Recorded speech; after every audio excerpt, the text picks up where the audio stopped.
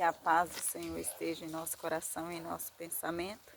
Mais um dia se inicia e nós estamos felizes porque Deus nos concedeu a vida, o respirar, o falar. Pausa o vídeo, vai lá e pega a sua Bíblia e vamos ler juntos.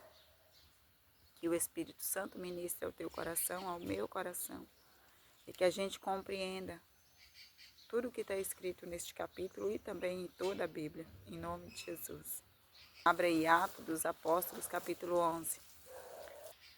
Chegou ao conhecimento dos apóstolos e dos irmãos que estavam na Judéia que também os gentios haviam recebido a palavra de Deus. Glória a Deus por isso. Quando Pedro voltou para Jerusalém, os que eram da circuncisão começaram a questioná-lo, dizendo: Você entrou na casa de homens incircuncisos e comeu com eles. Estes homens que ele estava dizendo é lá na casa de Cornélio. Está lá no capítulo 10. Então Pedro passou a fazer-lhes uma exposição por ordem, dizendo: Eu estava na cidade de Jope orando, e num êxtase tive uma visão, em que observei descer um objeto, como se fosse um grande lençol baixado do céu pelas quatro pontas e vindo até perto de mim. E olhando atentamente para dentro daquilo, vi quadrúpedes da terra, feras, répteis e aves do céu. 7. Ouvi também uma voz que me dizia: Levante-se, Pedro, mate e coma. Ao que eu respondi: De modo nenhum, Senhor, porque em minha boca nunca entrou nada que fosse impuro ou imundo. Pela segunda vez a voz do céu falou: Não considere impuro aquilo que Deus purificou. Isso no versículo 9. Não considere impuro aquilo que Deus purificou. Isso se repetiu 3 vezes. E de novo tudo foi recolhido para o céu. No 11. Eis que na mesma hora pararam diante da casa em que estávamos 3 homens enviados de Cesareia para se encontrar comigo. Então o Espírito me disse que eu fosse com eles sem hesitar. Foram comigo também estes 6 irmãos e entramos na casa daquele homem. Aquele homem é Cornélio.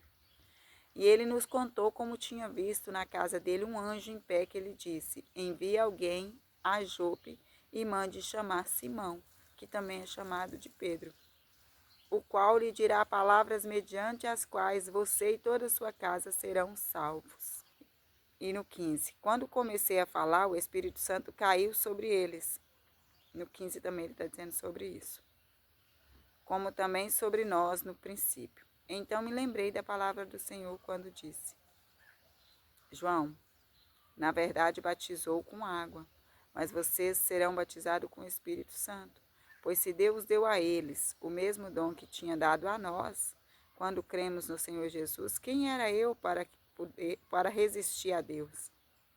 Quando os demais ouviram isso, acalmaram-se e glorificaram a Deus, dizendo: Então também os gentios, Deus concedeu arrependimento para a vida. Aqui do 3 até o 17, ele está contando a mesma situação que aconteceu lá no 10. Como foi que ele foi conduzido para a casa de Cornélio, o que aconteceu na casa de Cornélio, é isso que ele está contando.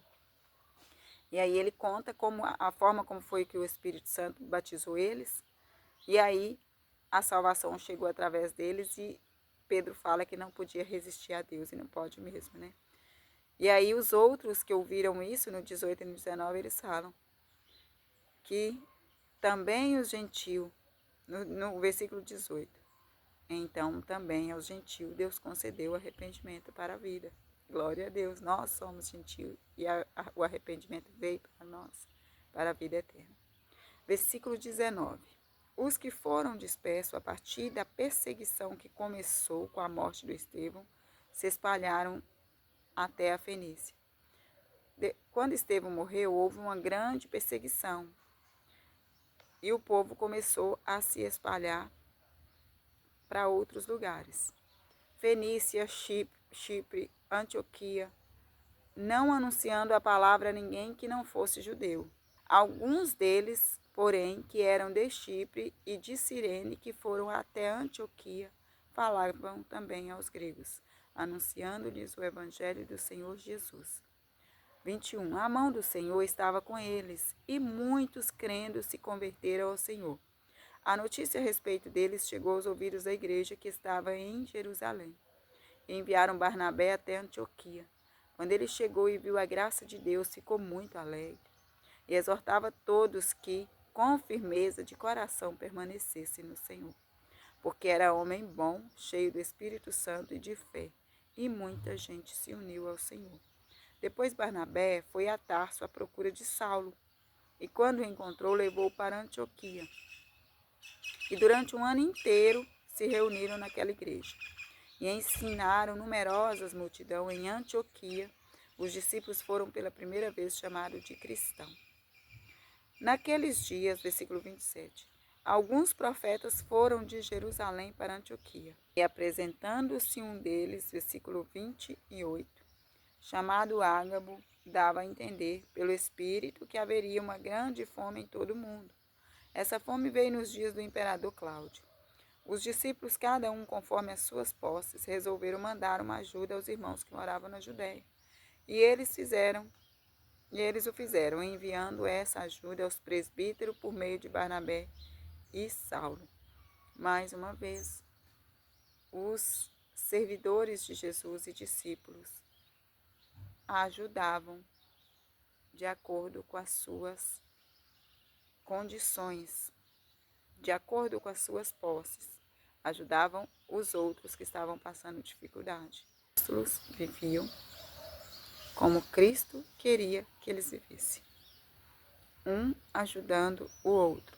Isto é amor ao próximo.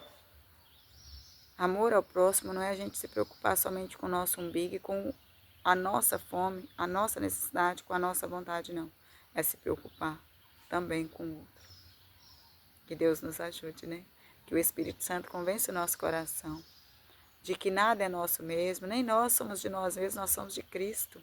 Lá em Pedro, nas cartas de Pedro, fala que eu não sou mais de mim mesmo, eu sou de Cristo. Se nem eu sou de mim mesmo, por que os meus bens têm que ser? Por que as coisas que Deus me dá não pode servir ao outro? Deus dá a semente também à sementeira. Deus te dá na sua mão para que você possa distribuir com quem Ele mandar na sua porta. Com quem Ele enviar para você. Com quem te pedir socorro.